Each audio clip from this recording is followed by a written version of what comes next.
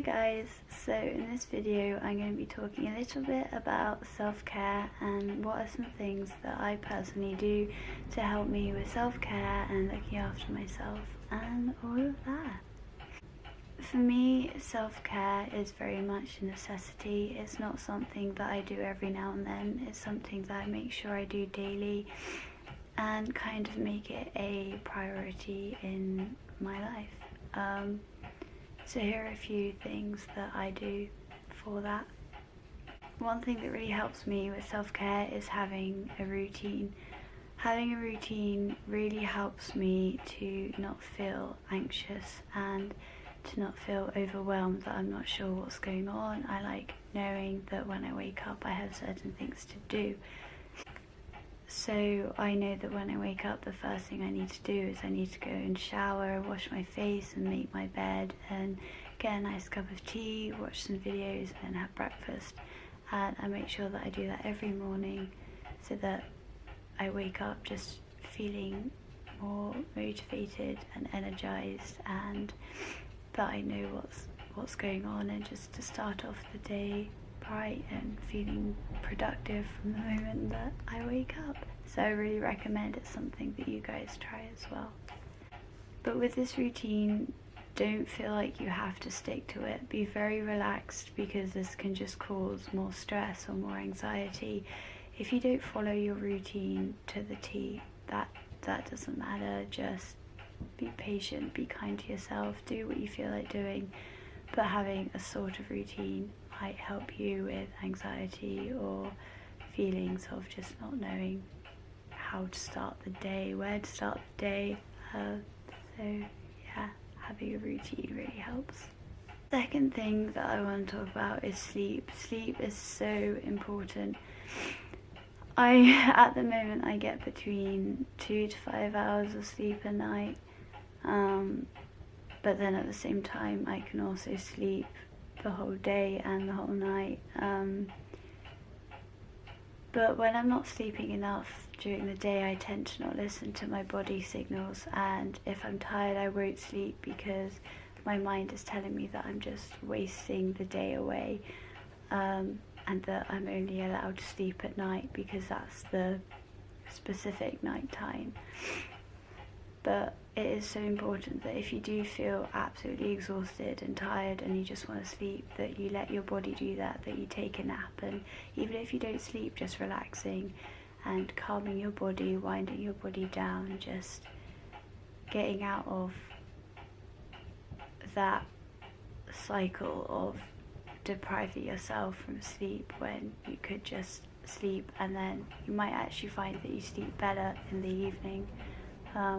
But just listen to your body, and if you're tired, then sleep. At the same time, if you're not feeling tired, then you don't need to. But if you just feel like having a nap, take a nap. It's all great. Yeah, sleep is very, very important. Listen to your body signals. The third thing I want to talk about is art. Now, believe me, I am no artist, and I have been told by many art teachers that I should never pursue art in the future. But for me, I love creating things, and it is something that really helps me, and it's something that I make sure I do in my self-care kind of routines. This can be anything. For me, it is knitting. I absolutely love knitting. I feel like such an old lady saying that, but I do knit a lot. I like making cards for people.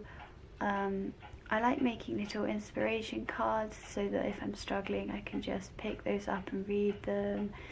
I like creating mood boards. I like creating dream and goal boards where I literally just print off pictures of places I'd love to travel in the future, people I'd like to meet in the future, just anything that I just love and find passion in. I just put it all together in one picture, and looking at motivates me to get better each day, and hopefully one day I can actually meet those goals or dreams. I also really enjoy writing.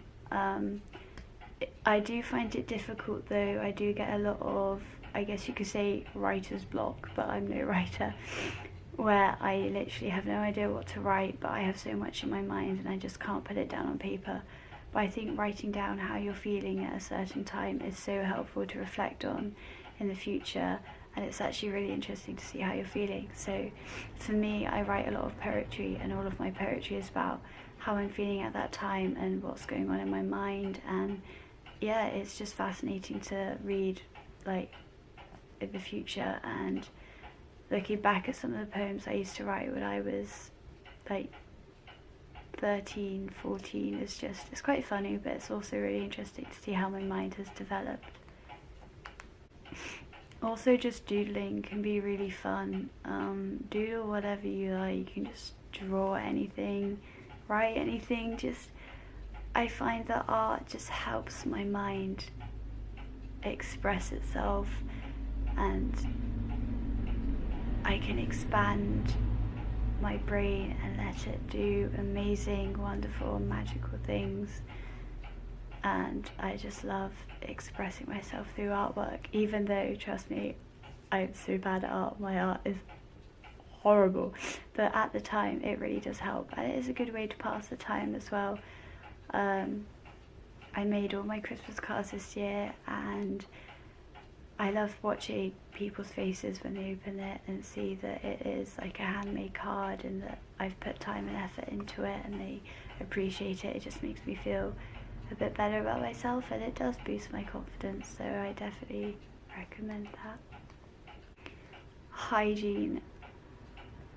I can easily go days without showering or brushing my hair or brushing my teeth, and it is so important to have nice hygiene. And I find that the days that I do actually make myself clean, I feel like a new woman. I automatically feel so much more better, and I feel like I'm swiping a plate clean, and I'm getting rid of, well, not rid, but I'm pushing back all my negative thoughts to the very, very back of my mind, washing off all the dirt, and just feeling, I don't know, it really helps calm me. And I know that it takes a lot of motivation for me to actually make myself do personal hygiene, but once I've done it, I feel absolutely amazing. I go from feeling absolutely rotten to a little bit fabulous. Surrounding yourself with people you love and trust can be really helpful, especially if you're going through a really rough time and you're struggling. Knowing that you're surrounded with people who love you and you're with people who you can talk to and trust can really ease your mind. I think talking to people when you're struggling is helpful. However, don't feel like you have to tell someone. For me, I had a lot of people who I don't trust, and they would ask me how I'm doing, and they would keep asking how I was doing, to the point where it gets a little bit, you just don't want to tell them because maybe you don't have the same trust for them as your family member or whatever. So it's important to not get mad at them, but gently tell them, please just respect my privacy, and talk to someone you do trust. Friends, family, your neighbour, your dog, anyone. I think just being around people and knowing you have people you can talk to can help in times of desperate measures, in times of help.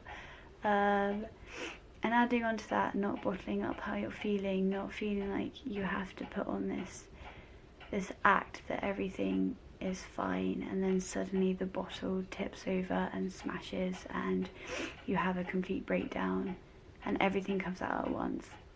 I feel like such a hypocrite saying this because it's definitely something I do, and it's something that I'm learning to not do.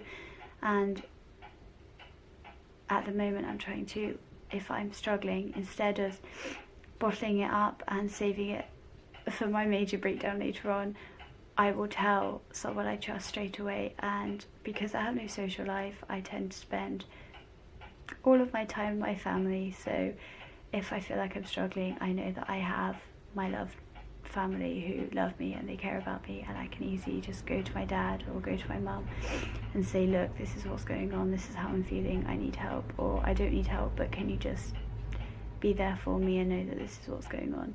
And I think that is really important. And also, I think with surrounding yourself with people you love. When I'm around my friends, or when I was around my friends, or when I'm around my family, and we're all just having a chilled evening, or we're playing games, it just switches that. For me, it switches off the eating disorder voice, even if it's just for a brief moment, and it brings me to the real world and to reality, and I can actually enjoy social occasions, and it does make me feel happy and blessed that I am on this earth, and it does make me see that my whole world doesn't revolve around food. But again, this moment for me doesn't last for very long. It'll last for maybe a couple of minutes, and then I'm back in the whole food is my life, food is all I think about mindset. But occasionally I get those moments where, and it is usually when I've surrounded myself with people I love, where I switch off for a bit, and it is a really nice feeling when it does happen. One thing that I do practice with self-care is finding helpful ways to ground myself.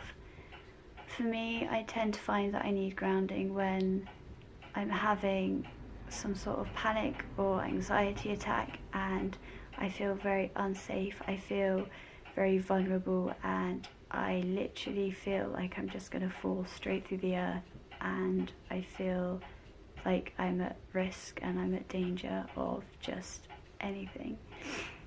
So to help me, I tend to always go outside. Doesn't really matter the weather, I just need to get outside and breathe.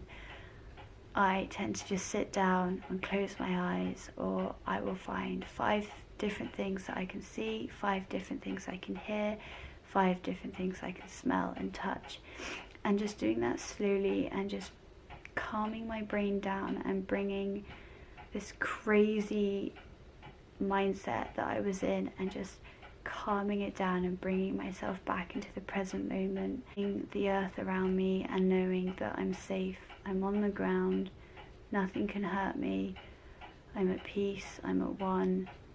And honestly, taking deep breaths really does help. I'm not very spiritual, I'm not very into the whole meditation, but that can also help people ground themselves. Other ways that you can ground yourself is just holding onto a wall, or just sitting down, hugging someone that you really love and you trust, being around people you love. Again, it's just doing things that make you feel safe and not as vulnerable, and to break free out of this panic state that you're in, and just to calm yourself down. And I think that is really important in self-care, is knowing how you can do that and practicing it and doing it, and yeah, it really helps me. The last thing I want to talk about in self-care is just to be patient with yourself.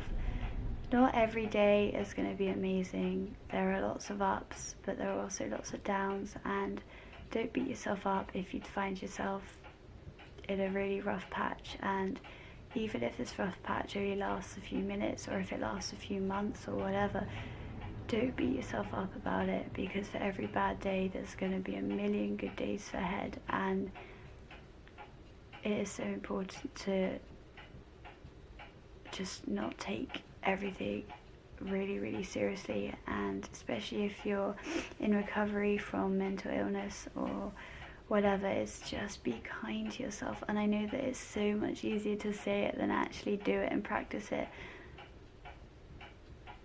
but you're on a journey, you're learning, you're a work in progress.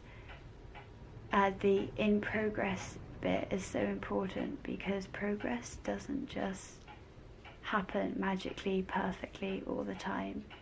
It takes a little, it goes like this. There are ups, there are downs, there are little bumps in the road, but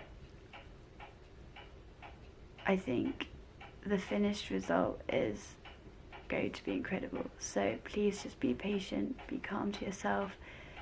If you feel like you have to follow every single self-care tip that you've ever heard, and that you have to follow your routine, and then suddenly your routine goes out of whack and it doesn't go right, don't beat yourself up about it. Please, I'm begging you, don't feel like you failed, because you really haven't. You're learning, and I have to tell myself that every day as well, that I'm not going to be able to have a shower every single morning. Sometimes I'm going to wake up and I'm not going to want to get out of bed. I'm not going to want to do anything. I'm just going to want to lounge around and listen to my stupid mind telling me stupid things.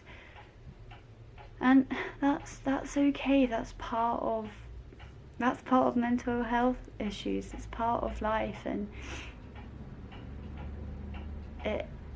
those days suck, but on the other hand, there are going to be days when I wake up feeling absolutely amazing. There are going to be days where I do follow my routine and I do all of my self-care tips and I just feel better. But don't beat yourself up if you can't, and it's okay. And just, yeah, be patient with yourself.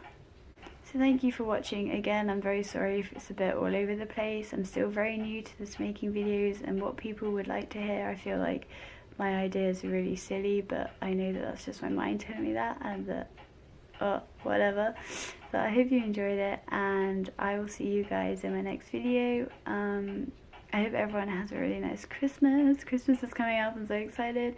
So yeah, I hope everyone has a nice Christmas. I will probably be posting another video before Christmas, but we will see. So yeah, I hope you enjoyed my video, and please remember that you are beautiful and you deserve so much happiness in your life. So yeah, I'll see you next time. Bye!